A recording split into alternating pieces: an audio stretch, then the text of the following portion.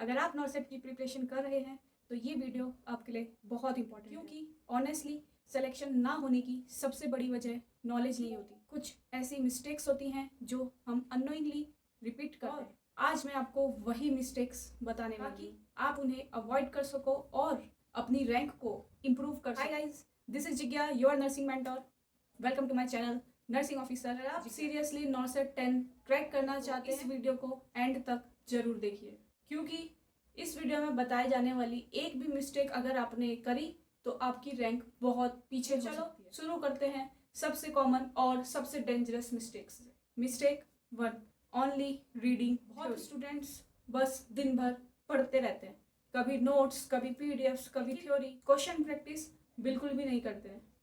और यही सबसे बड़ी एग्जाम में केवल नॉलेज काम नहीं आता, बल्कि आप उस नॉलेज को कैसे क्वेश्चन में अप्लाई करते हो, अपने कॉन्सेप्ट्स को कैसे क्वेश्चन में अप्लाई करते हो, वो काम आपको क्वेश्चंस देख के तुरंत समझ में आना चाहिए कि ये कौन सा कॉन्सेप्ट है और इसमें किस तरीके से हम उस कॉन्सेप्ट को अप्लाई कर सकते हैं। अगर आपने 10 बार पढ़ा है लेकिन क्वेश्चन एक बार भी सॉल्व नहीं किया है, एग्जाम में आप कंफ्यूज हो जाओगे।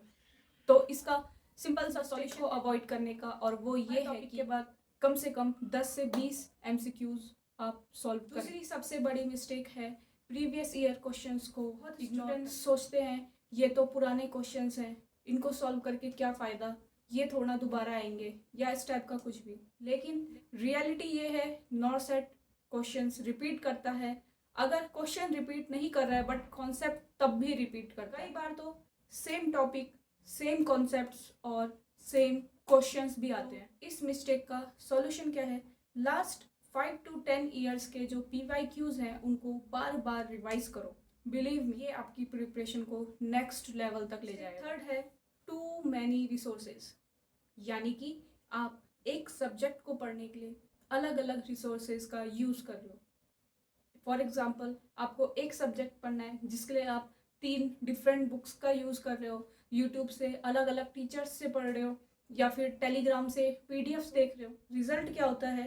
कन्फ्यूज़न, ओवरलोड और जीरो क्लैरिटी। इसका सॉल्यूशन है कि आप लिमिटेड रिसोर्सेज रखो और उन्हीं को बार बार रिवाइज करो, क्योंकि हमें क्वांटिटी नहीं चाहिए, हमें क्वालिटी प्रीफर करोगे तो आप इन डेप्थ नॉलेज लोगे।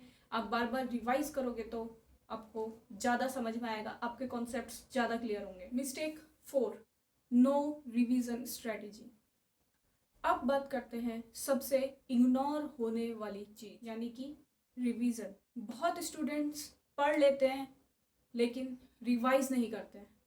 हमें किसी भी चीज़ को अपने माइंड में, अपने सबकॉन्शियस माइंड में लाने के लिए बार बार रिवाइज करना। साइंस कहती है अगर आप रिवाइज नहीं करते हो तो आप 70 to 80% चीज़ें भूल जाते हो। इसका सॉल्यूशन है आप बार बार रिवाइज करो और शॉर्ट नोट्स बनाओ, बार बार देखो। बाद बात करते हैं मिस्टेक 5 की, वो है पुअर टाइम मैनेजमेंट की सबसे बड़ी मिस्टेक है टाइम मैनेजमेंट। कुछ स्टूडेंट्स एक क्वेश्चन पर 2 से 3 मिनट लगा देते हैं और उसके बाद बाकी के लास्ट के क्वेश्चंस उनके गेस में जाते हैं।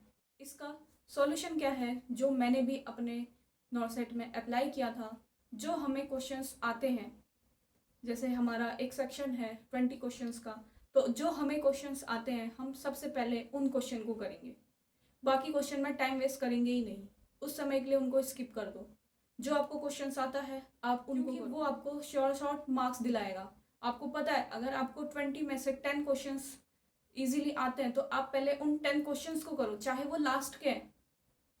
फिर उसके बाद आप जिसमें आपकी कैलकुलेशंस हैं, जिसमें आपको कॉन्सेप्ट्स रिवाइज अपने माइंड में रिवाइज करने हैं, उन क्वेश्चन। थर्ड राउंड में जो टफ क्वेश्चन है, जो बड़े क्वेश्चन हैं, उनको देखो सो दैट आपका पूरा सेक्शन कवर हो। क्योंकि टाइम को अगर आप कंट्रोल नहीं करोगे तो पेपर आपको कंट्रोल कर लेना है। मिस्टेक नंबर 6 की, इग्नोरिंग वीक सब्जेक्ट। एक और कॉमन सब्जेक्ट को बार बार पढ़ना और वीक सब्जेक्ट्स को इग्नोर कर देना, ये भी एक कॉमन मिस्टेक है, क्योंकि एग्ज़ाम बैलेंस्ड होता है। इस मिस्टेक का सॉल्यूशन ये है कि जो वीक सब्जेक्ट्स हैं उनको भी बराबर का टाइम दो, क्योंकि वही सब्जेक्ट्स आपकी रैंक डिसाइड करेगा।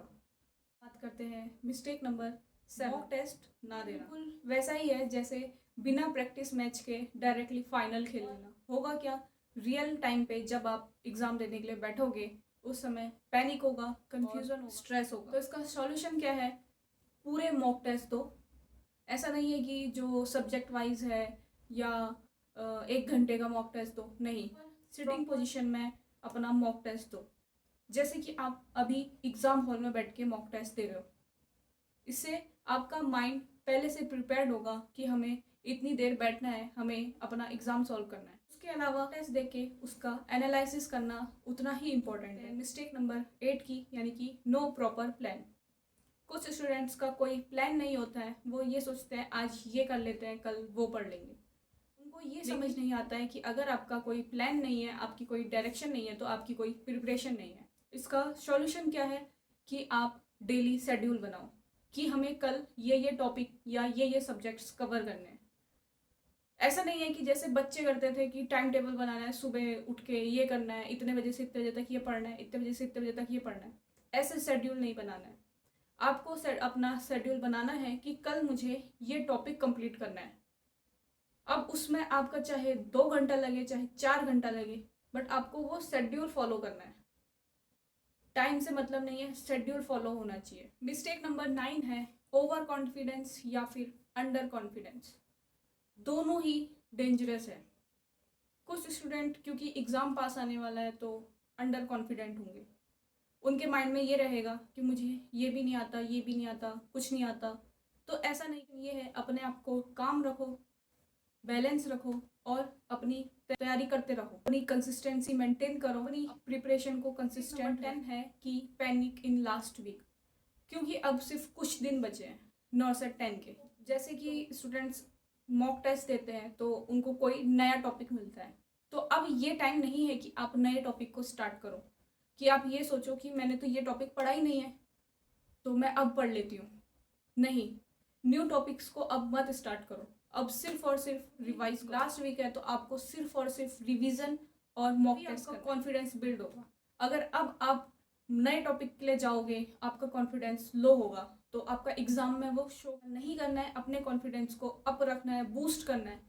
मॉक टेस्ट देके अपने कॉन्फिडेंस को बूस्ट करो, एनालिसिस करो और बूस्ट। मैं ये चाहती हूँ कि आप लोग ये मिस्टेक ना करो। ऑनेस्टली सही स्ट्रेटेजी से सिलेक्शन पॉसिबल। ऑलरेडी मेहनत कर रहे हो, बस डायरेक्शन सही होना चाहिए। हेल्पफुल लगी हो तो लाइक जरूर। ऐसे ही ऑनेस्ट गाइडेंस नर्सिंग ऑफिसर जिज्ञा को subscribe the best for north जरूर कर सकते हो।